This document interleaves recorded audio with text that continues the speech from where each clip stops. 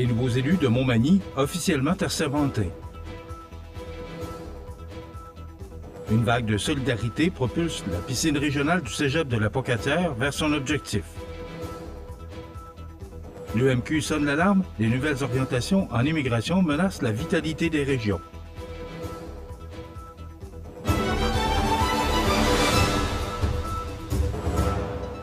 Mardi 11 novembre 2025, jour du souvenir. Bonjour mesdames et messieurs et bienvenue à votre bulletin d'actualité sur le réseau de télévision CMA TV. La ville de Montmagny a procédé le vendredi 7 novembre dernier à la cérémonie d'assermentation de ses nouveaux élus municipaux à la suite du scrutin du 2 novembre. En effet, sous la supervision de la présidente d'élection, Maître Karine Simard, les élus ont, tour à tour, prêté serment d'exercer leurs fonctions dans le respect de la loi ainsi que du Code d'éthique et de déontologie des élus municipaux avant de signer le document officiel les confirmant dans leurs rôles respectifs. Cette étape marque le début d'un nouveau mandat de 4 ans pour l'équipe municipale qui aura la responsabilité de représenter les citoyens et de poursuivre les grands dossiers de développement de la ville. Tous les membres du conseil ont été officiellement déclarés aptes à siéger, tout comme Jessie Croteau, confirmé dès le mois d'octobre. Dès le 8 novembre dernier, l'ensemble du conseil s'est réuni afin de se familiariser davantage avec leurs nouvelles fonctions et les responsabilités qui en découlent. Une formation obligatoire viendra compléter cette période d'intégration au cours des prochaines semaines. Le nouveau conseil municipal de Montmagny tiendra sa première séance publique ordinaire le 17 novembre prochain. Il sera composé de Gabrielle Brisebois, élue mairesse, ainsi que de Marc Lefrançois au district 1, Jessie Croteau au district 2, Michel Bernard, district 3, et Mireille Thibault au district 4, toutes réélues. 2 nouveaux visages se joignent à l'équipe, dont Jérôme Théberge au district 5 et Colin Lavergne au district 6. Rappelons enfin que 51,58 % des électeurs ont pris part au scrutin, soit 4 823 citoyens sur les 9 351 inscrits à la liste électorale, confirmant un taux de participation supérieur à la moyenne provinciale et témoignant d'un bel engagement démocratique des Magny-Montoises et Magny-Montois. C'est une nouvelle éclatante pour la région puisque la campagne de financement fait partie de la vague menée par le comité citoyen Sauvons notre piscine du cégep de la Pocatière a franchi le cap symbolique du $1 million. Lors d'une conférence de presse, le député Bernard Généreux, président d'honneur de la campagne, entouré de membres du comité, de grands donateurs et de partenaires, a confirmé que la somme recueillie atteint désormais plus de $1 020 000. Cette réussite spectaculaire témoigne d'une mobilisation citoyenne exceptionnelle. L'objectif initial d'$1 million a été atteint plus rapidement que prévu et la campagne pourrait même dépasser ce montant d'ici les fêtes. Ce succès porte le montage financier global du projet à près de $10,6 millions sur un total estimé à 12 millions.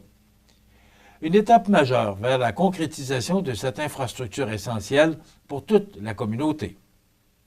Au-delà des chiffres, cette conférence de presse a mis en lumière la solidarité et la fierté d'un territoire tout entier, unis autour d'un projet commun. La piscine du cégep de la Pocatière, construite au début des années 60, est la seule piscine intérieure entre Rivière-du-Loup et Montmagny. Elle accueille chaque année les étudiants du cégep, les élèves des écoles primaires, les membres du personnel et la population locale. Elle joue aussi un rôle clé dans la formation en sécurité aquatique et dans la vitalité récréative de la région. Les porte-paroles ont unanimement souligné la force de cette mobilisation. Bernard Généreux a salué le travail remarquable du comité citoyen, qui a su rallier la population autour d'un projet essentiel pour notre milieu.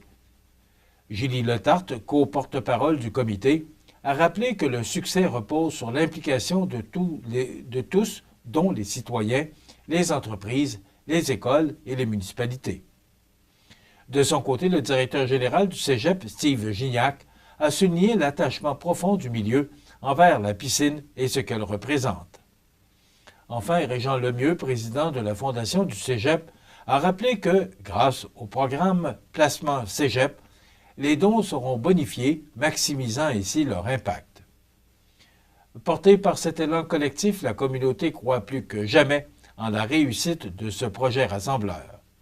La piscine régionale du Cégep de la Pocatière s'apprête à plonger dans une nouvelle ère, moderne, durable et accessible à tous.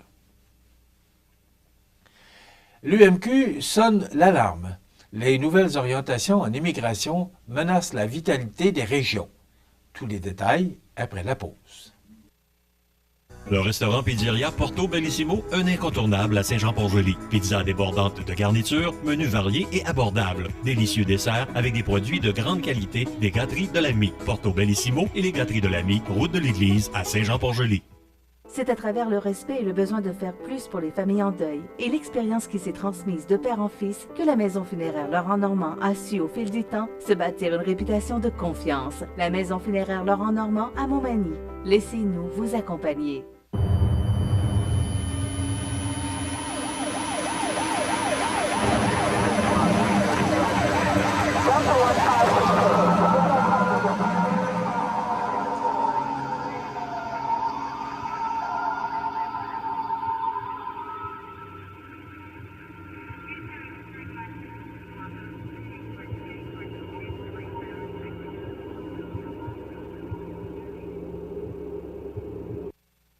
Vous regardez CEMA TV, le réseau de l'information sur la Côte-du-Sud.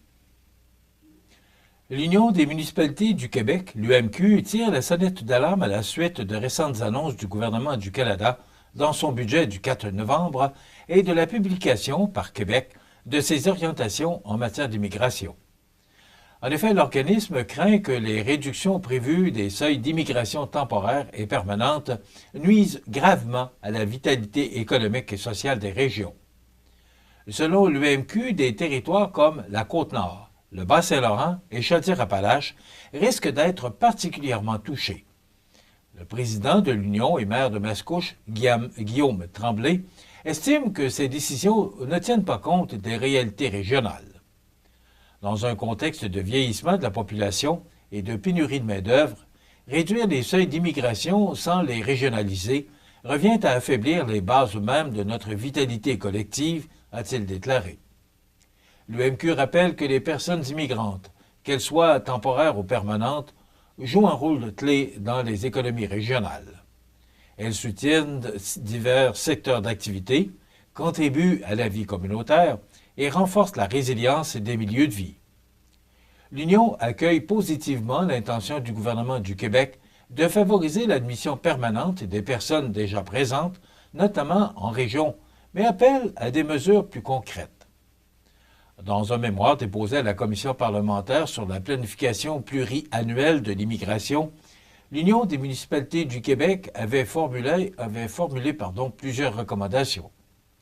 Parmi celles-ci, notons la mise en place d'une stratégie nationale de régionalisation de l'immigration avec des cibles adaptées aux besoins spécifiques de chaque région, un moratoire sur les restrictions au programme des travailleurs étrangers temporaires et la création d'un programme pilote d'immigration régionale pour les étudiants internationaux diplômés en région.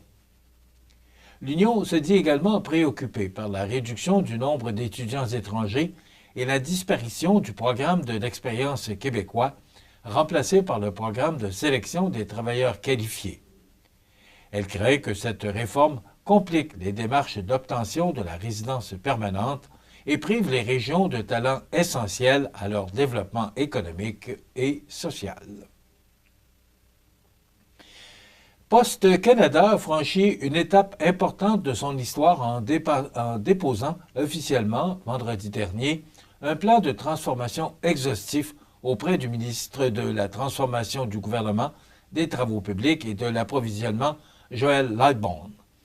Cette proposition vise à moderniser le service postal tout en assurant sa viabilité financière et son accessibilité à l'ensemble de la population canadienne. Et cette initiative fait suite à la décision du gouvernement fédéral, annoncée le 25 septembre dernier, d'éliminer plusieurs obstacles de longue date afin de permettre une réforme en profondeur de la société d'État. Le gouvernement avait alors donné 45 jours à Poste Canada pour présenter un plan concret, un délai que l'organisation a respecté. L'objectif est d'adapter les services postaux à un contexte économique et technologique en constante évolution et d'éviter que la société devienne un fardeau financier pour les contribuables. Le plan prévoit plusieurs mesures phares, dont la conversion des ménages restants aux boîtes postales communautaires, la modernisation du réseau de bureaux de poste, la révision des normes de livraison pour la poste lettres, ainsi qu'une réduction des frais généraux. Malgré ces changements, Poste Canada assure que les services demeureront accessibles dans toutes les régions du pays, y compris les communautés rurales, éloignées et autochtones. Le président directeur général de Poste Canada, Doug Ettinger, souligne que cette démarche vise, avant tout, à offrir un service postal fort, stable et adapté aux besoins en évolution des Canadiens. Il reconnaît l'urgence d'agir, mais insiste sur la volonté de l'entreprise d'avancer avec soin et dans le respect des citoyens et du personnel. Les Canadiens méritent un service postal moderne et fiable, et c'est notre priorité, a-t-il affirmé.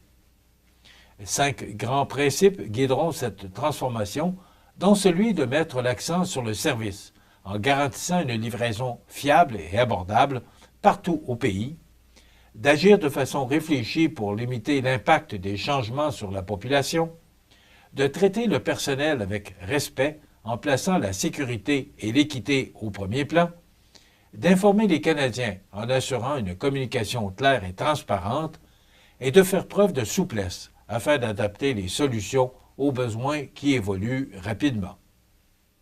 Poste Canada collaborera maintenant étroitement avec le gouvernement pour finaliser et mettre en œuvre ce plan.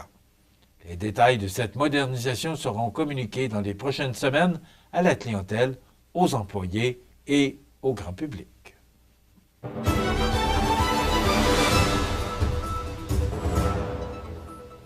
Au sport, dans la Ligue de hockey junior 3A, l'Everest de la Côte-du-Sud a offert tout un spectacle offensif au cours du dernier week-end, cumulant 12 buts en 2 matchs, mais n'a récolté qu'une seule victoire. Vendredi soir, la troupe de Raphaël Saint-Laurent a d'abord dominé les Rangers de Montréal 5-1 avant de s'incliner 8-7 dimanche face aux Panthères de Saint-Jérôme. Le duel de dimanche dans les Laurentides a été riche en rebondissements. Et dès les premières minutes, Anthony Hamelin et Tommy Bouchard redonnaient l'avance à l'Everest qui menait 2-1 après 150 secondes de jeu. Toutefois, Saint-Jérôme a répliqué rapidement, prenant les devants 5-3 à la fin du premier engagement. Au deuxième tiers, les Panthères ont accentué leur avance, mais les visiteurs n'ont jamais baissé les bras. Le capitaine Tommy Bouchard a lancé la remontée, suivi des filets de Mathieu Betty et Antoine l'Italien, ce dernier créant l'égalité 6-6 en toute fin de période grâce à une superbe passe de Xavier Fournier. Malgré cette performance inspirée, 2 buts rapides des Panthères en troisième période ont scellé l'issue du match. Victor Poulain réduit l'écart en avantage numérique, mais la remontée est restée incomplète. L'Everest a tout de même brillé en inscrivant 4 buts sur 6 occasions avec l'avantage d'un homme. Vendredi, devant leurs partisans, les Sud-Côtois avaient livré une performance sans faille contre les Rangers, profitant de l'occasion pour rendre hommage aux vétérans. Joël Pelletier, Zachary Lessard, Olivier Flageol, Tommy Bouchard et Xavier Fournier ont, tour à tour, déjoué le gardien adverse, tandis qu'Alexandre Lausier bloquait 29 tirs pour signer la victoire. L'Everest reprendra la route cette semaine pour 3 matchs en 4 jours, dont jeudi à Saint-Georges contre les Condors, vendredi à Joliette face aux Prédateurs et dimanche à Montmagny pour recevoir le Titan de Princeville. Voilà ce qui complète votre bulletin d'actualité de ce mardi 11 novembre. Dans un moment, les prévisions de la météo. Maintenant, le menu pour cette émission du mardi 11 novembre. Dans un moment, on reçoit la nouvelle directrice de la Société de développement économique de la ville de Montmagny, Mme Annie Baudette, et on vous diffusera en rediffusion on vous diffusera en rediffusion, c'est comme ça qu'il faut le dire, M. Michel Gagnon, président, M. Gilles Desjardins de la Légion canadienne, qui viendront nous parler de ce que représente pour eux le jour du souvenir. Il y aura les trouvailles d'Audrey, bien sûr, à la fin de l'émission. Nous aurons pour vous les commentaires sur l'actualité. Je vous souhaite donc une excellente émission à notre antenne.